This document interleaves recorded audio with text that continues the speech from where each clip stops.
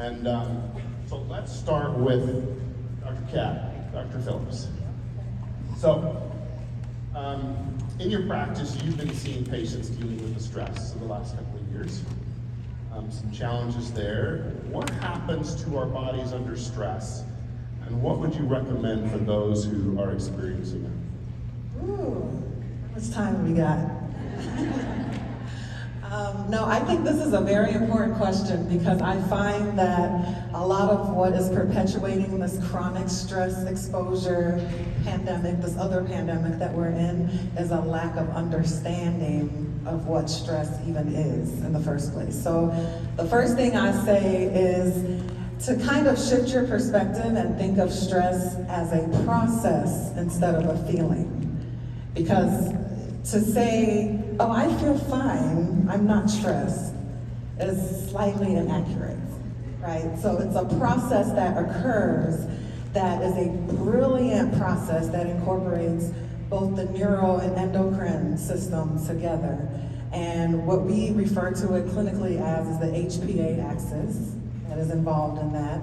So your hypothalamus, your pituitary, specifically the anterior pituitary, and your adrenal glands are the main characters of this play, this phenomenon that goes on, right? So when you are exposed to a perceived threat on your life, the system kicks in to support your survival. So it's amazing and very much needed, but the way our society is set up today, we're kicking the system on constantly, or just kind of hopping in and out. It's kind of like it's on, and then we step out, and then it's back, and we step back into it, as opposed to the opposite. So again, I emphasize perceived threat, okay? So we mentioned earlier, which was beautifully described, your body thinks you're being chased by a grizzly bear or a Rottweiler, and you're like, I'm just sitting on the couch overthinking, you know, but your body doesn't know the difference. It's gonna kick that system into gear, and then the brain communicates to the adrenals, push out adrenaline, push out cortisol to lock them into the fight or flight response, and now we know freeze is also a part, so fight, flight, or freeze. And then at that point, you're locked in, and these systems are basically reprioritizing all of your organs in support of fighting or running or freezing. So you can go from head to toe, every system. You can kind of predict, would I need that if I was fighting?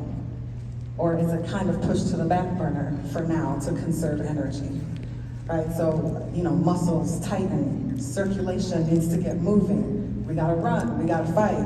Heart rate goes up, blood pressure goes up, you know, respiration rate goes up.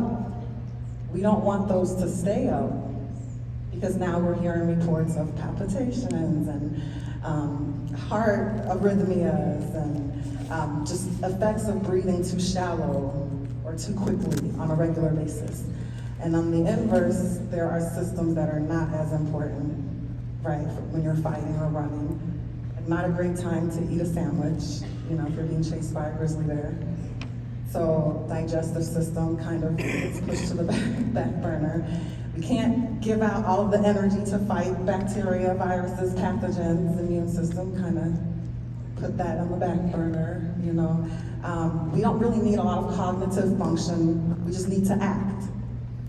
So then we hear about chronic stress exposure inducing brain fog, inducing constipation, diarrhea, irritable bowel syndrome, right? Inducing frequent infections, you're sick more often.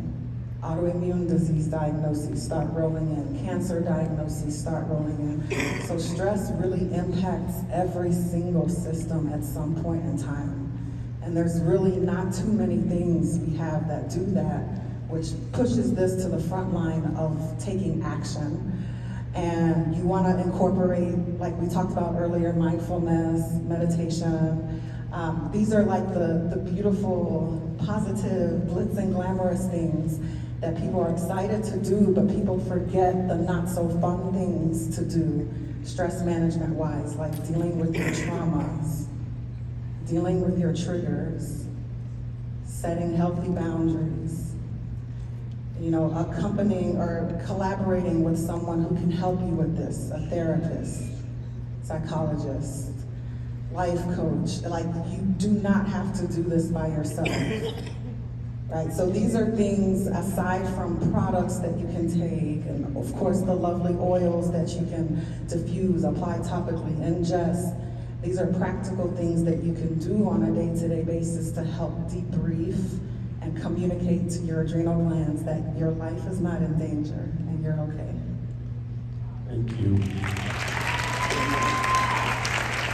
It's fantastic. Appreciate that. Dr. Guy, you and I have an interest in Shinrin-yoku out of Japan, which is forest bathing. We've had many conversations in that. Can you help us understand a little bit more about that concept and how it might be relevant to our immune support?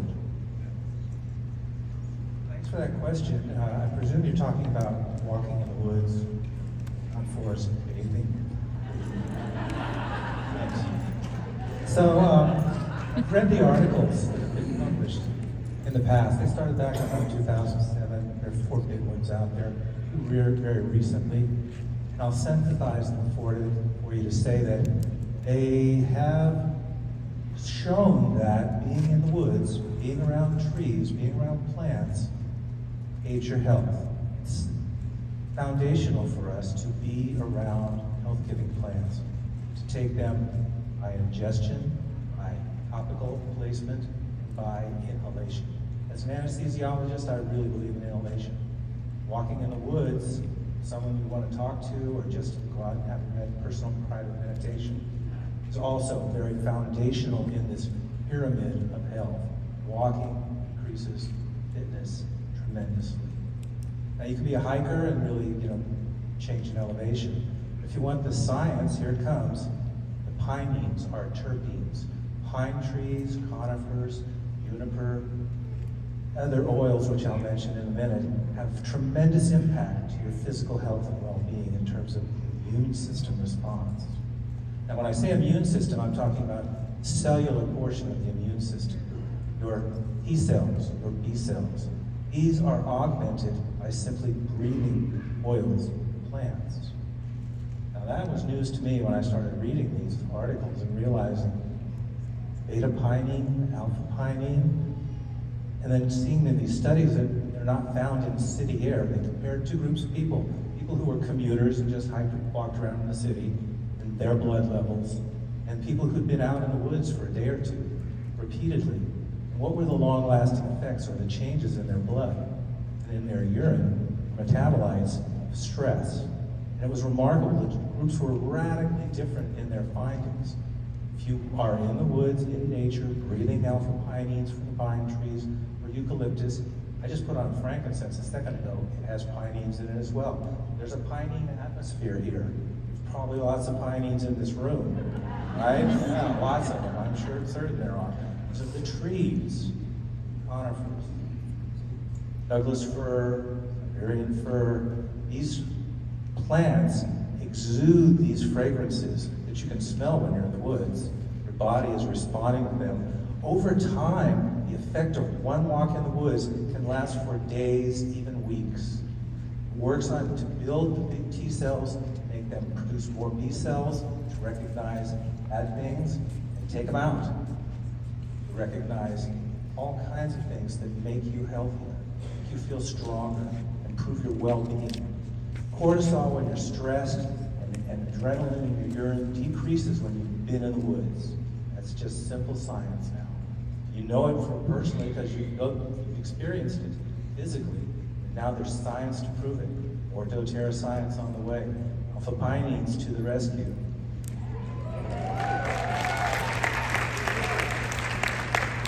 So basically, get out in nature and diffuse oils. That's what I heard. Okay. Dr. Stevens, Dr. Ma talked a lot about metabolic health and gave us a great presentation on that. You actually did your PhD dissertation research on this issue and essential oils. Can you share some of the pearls from your research with us? Yes, and I loved Dr. Ma's presentation. I felt like a soul sister up here. So yeah, my dissertation work was about how essential oils do affect metabolic processes, and specifically the ones that deal with glucose metabolism and how our bodies handle that. And I have to say, just as a little background of that, this again was in conversations with Dr. Hill, who I hope you guys know. I mean, our executives are so visionary. They have such foresight, and it's amazing to me to kind of watch the directions that doTERRA goes and how the world's experiences kind of follow with the adaptive and this need for it, and all this stuff about metabolic health, gut health, and our amazing need for it right now. So anyway, in conversations with Dr. Hill years ago, he has identified this as an important trajectory that we need to be aware of. So I was so excited to get to work on my dissertation doing this, and I'll tell you that the first publication from that dissertation has come out. It's there. It's freely available if you want to go find it. If you can look up my last name in PubMed, and you'll find it. It'll pop right up. It's so funny. That is very exciting because that is the first, and I'm hoping what will be 4 or 5 publications from this work, because it was astounding and so exciting for us. So basically, we were looking at ingestion of essential oils, and then what are the downstream effects of that. So you'll get to see all this come out in publication, so I can't spill the beans too hard, but the 2 most important things I think that came out of that were, number 1, that we saw metabolic effects that have never been studied before. They were very positive, as you would imagine, because you know these things from having seen them work. We now will have data showing that they work. That'll be a publication. And I would say just as importantly, maybe not as exciting sounding, but do you realize we actually have also shown not only the safety of these essential oils and taking them internally, but the fact that they actually helped things. Like we were looking at safety markers throughout this study, of course. We wanted to make sure that our participants were safe as they did this study. And never having done an internal study with essential oils of this kind before, we're like, okay, we'll just make sure all these safety markers are in place. That's kind of an important thing. And to our great, not surprise, because we knew that they were safe, but to our great excitement, we found that some of the safety markers in many clinical trials on pharmaceuticals actually declined, or actually improved.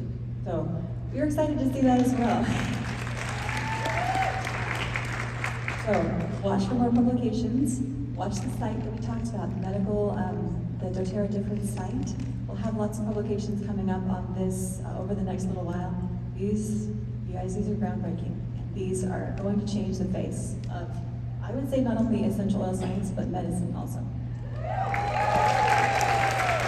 So exciting, isn't it? We often get asked the question about oral use, ingestible use of essential oils. It's common, but that's a concern. And I will tell you, the research has come out and continues to come out that most of our essential oils, and you know which ones aren't, are safe to take internally, and that's wonderful. Dr. Ma, I was astounded at the fact that you shared the fact that we are consuming 150 times more sugar than we did 100 years ago. That is super scary. What other wonderful pearls did you not get the chance to share? Because it was really hard, guys. They said, oh, talk for 20 minutes about mental health. And you're like, really? In 20 minutes, you want me to cover all mental health? Same with metabolic health and GI health, but what other things might you share with us quickly about that concerning issue? Definitely, we are eating more sugar and we're eating less, phytonutrients and nutrients in general, and even the nutrients that we are taking in, as you know, even organic is not enough. And so the LLB is so important. I did mention that the LLB, and then unfortunately, even organic has toxins in it, and we're exposed to toxins, quite frankly, a ton. We're bombarded with it every day, and so we need that detox. So that the cleanse and restore is so important for metabolic health. I didn't get to mention that cleanse and restore, just that whole detox. from all the toxins that we're exposed to. I also included in my slide the laundry detergent and the cleaning detergent, because those toxins actually do affect our metabolism as well, our glucose metabolism. So we need to avoid toxins in the first place, get rid of the toxins that we are ingesting and we're exposed to, that we're touching. And so I really wanted to mention that. And then toxins and more about the stress, I was just thinking, whenever, you're in that fight or flight, you're not, it's not time to make babies, so fertility is profoundly affected. And not just fertility for those who are, past that age. We really have hormonal imbalances that really puts you on this other vicious cycle. And because we need that progesterone to calm our minds and calm our bodies and help us to sleep at night. But we shut that off. We shut that off because our ovaries are thinking, okay, no, we need to let all of those precursors or those building blocks to make cortisol and adrenaline and noradrenaline so I really wanted to touch on that too, because that's so important. How to get back into homeostasis, right? Thank you. So Eliza and I really just got to know each other recently. As a matter of fact, I reached out to her and consulted with her about a patient. Because I'm like, You're asking me? yep, I'm asking her. She's so brilliant with GI health, and so had a concerning teenage patient that I was having trouble with, and Eliza was very, very helpful in helping me understand how to best help her. So thank you for that. Thank you for the opportunity. For sure. Thank you, doTERRA, for having all the products that we need to help. There you go, right. So you discussed the microbiome, and you mentioned briefly the PB Assist and PB Assist Junior. Now, there's a difference in formulation between those two. Can you help us understand the appropriate usage of those based on the difference in formulation? And I'll just be honest, sometimes when I'm giving my kids the PB Assist Junior, I'm like, yep, Daddy gets one too, right? Because they're pretty yummy. But help us understand why there's a difference between those two. Sure. I mean, I think a lot of us do that. I admitted that today too. So yeah, great products that actually are kind of interchangeable and overlapping. Obviously a different delivery system, right? In the PB Assist, what we call the adult formula, you have a double encapsulated capsule. Most adults do okay with small capsules. But I also emphasize to people that adults can have PB Assist Junior. There's some strains in there that are beneficial to adults too. But what doTERRA did that is so smart is there are some strains that we know that children need more than adults. Who's ever watched their child lick their shoe?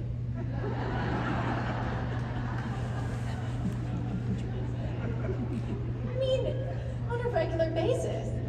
So for instance, for example, the Lactobacillus rhamnosus GG in the children's formula actually binds to the wall of the digestive system and actually prevents pathogens from binding. So I don't worry about my kid licking their shoes so much anymore because you're just gonna get an extra PB Assist Junior today. Now, when you're an adult, you don't lick your shoes anymore, right? Not as often. It's just what not as often. So that strain is probably more important in kids. So that's just an example without going through all the different strains of bacteria in them, because there are some that are overlapping with both, the PB Assist Junior and the PB Assist Adult. But I do love to tell adults, listen, if taking those extra 2 to 4 PB Assists are hard for you, take the kids formula and you can put it in a smoothie, you can put it in water, and of course we know that children need different probiotic strains than adults as we age. Some of those strains go down and you need more of the lactobacillus and things like that. So, we have trillions of bacteria in our gut. In fact, I always tell my clients before we get started, you have enough bacteria in your gut to fill the top of a tennis court, that surface area. It's so amazing, and they communicate with each other. These bacteria are actually, now we're learning they communicate with each other and they talk to each other. And what you're describing about stress is, I have seen some incredible things happen when people are stressed, not the gut, not being able to heal no matter what you do. And so I think we cannot emphasize that enough. But yes, both great formulations, both some overlap. I actually started just giving my 10-year-old who can principal of Hill's great and just decided he had graduated from the junior, because I also have a 2-year-old, and I'm not maybe I don't like that.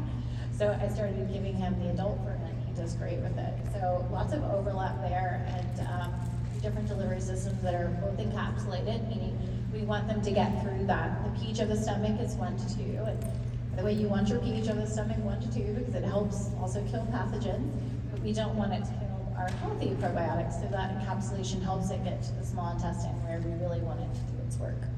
Wonderful, thank you. I have to say that I think that every one of us up here are here due to the work of a gentleman that we love and adore. Someone who has taught us, and we have sat at his feet for years to learn the science of essential oils. And we are grateful for him, and I think all of us have been mentored by him for years. And so, would you please help me welcome to the stage Dr. David Hill.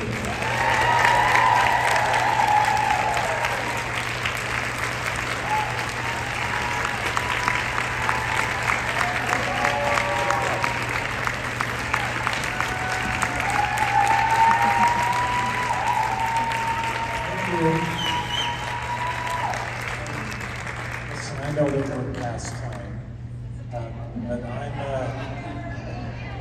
so if I could just have an hour or so of your time.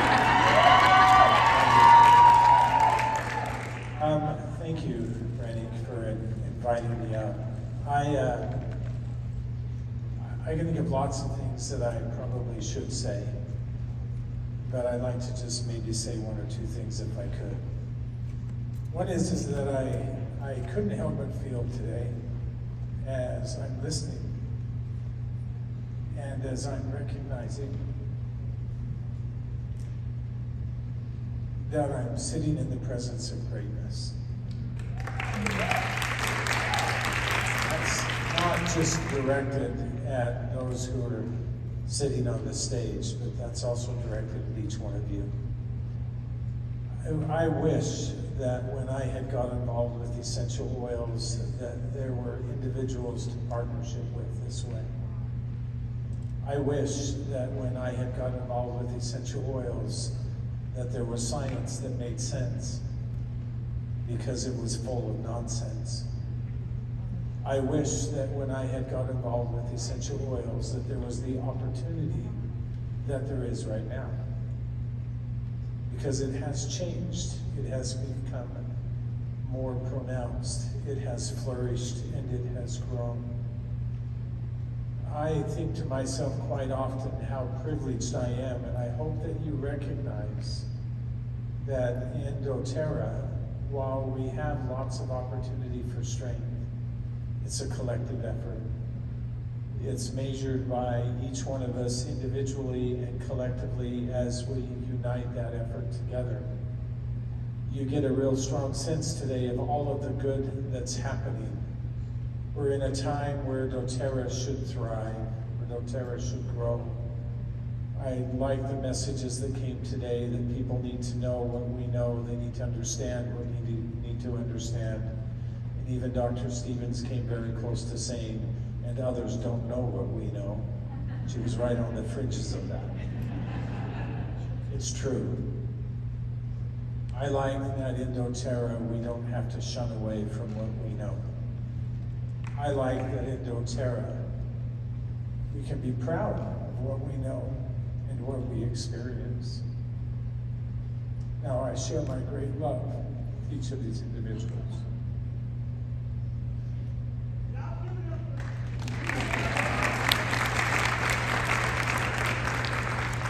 It's a little bit emotional for me for a couple of different reasons.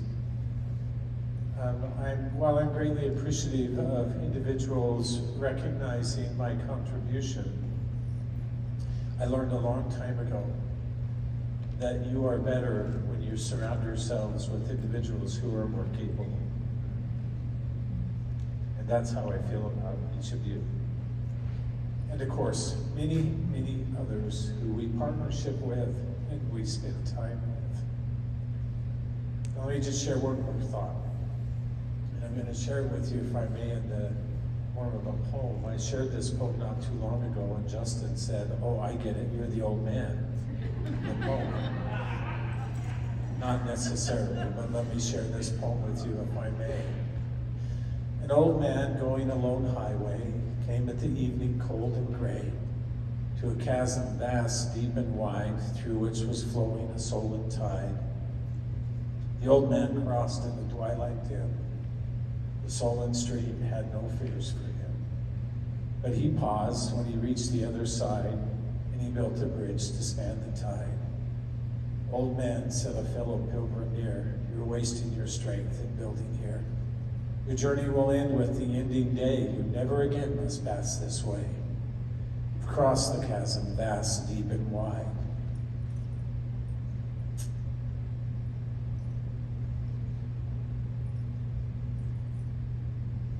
Why build you a bridge at even tide? The builder lifted his old gray head. "Good friend, in the path I have come," he said, "there followeth after me today a youth whose feet must pass this way. This chasm which has been not to me, to that fair-haired youth may a pitfall be. He too must cross in the twilight dim. Good friend, I'm building the bridge for him." These are our bridge builders. You are our bridge builders. Let's go about now and do our work, and do it well.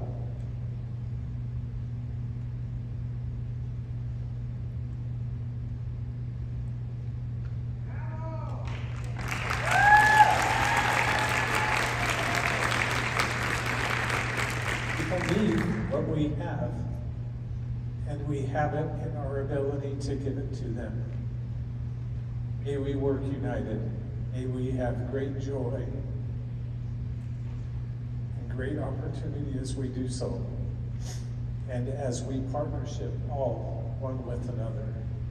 Justin and Brooke, thank you for your efforts in the Aroma Touch. Thank you for all that you do. Thank you for being with us. We love you, and we will see you in the near future.